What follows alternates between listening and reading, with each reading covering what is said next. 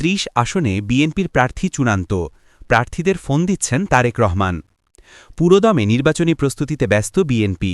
দলটির সূত্রে জানা গেছে, আসন্ন জাতীয় নির্বাচনের জন্য ৩০০ আসনের প্রাথমিক প্রার্থী তালিকা প্রায় চূড়ান্ত হয়েছে।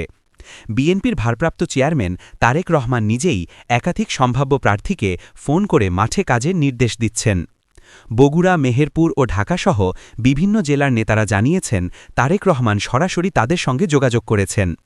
বগুড়া ১ আসনে কাজী রফিকুল ইসলাম, বগুড়া ৪-এ মোশাররফ হোসেন, মেহেরপুর ১-এ মাসুদ অরুণ ও মেহেরপুর ২-এ আমজাদ হোসেন প্রার্থিতা নিশ্চিত হওয়ার কথা জানিয়েছেন।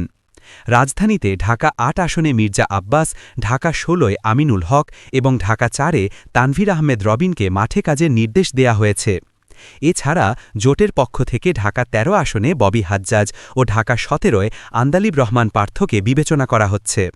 বিএনপি নেতারা বলছেন, আগেভাগে প্রার্থী চূড়ান্ত করার মূল লক্ষ্য হল সাংগঠনিক প্রস্তুতি ও জনগণের সঙ্গে সংযোগ বাড়ানো। নভেম্বরের দ্বিতীয় সপ্তাহে আনুষ্ঠানিকভাবে একক প্রার্থী তালিকা ঘোষণা করা হবে বলে জানা গেছে।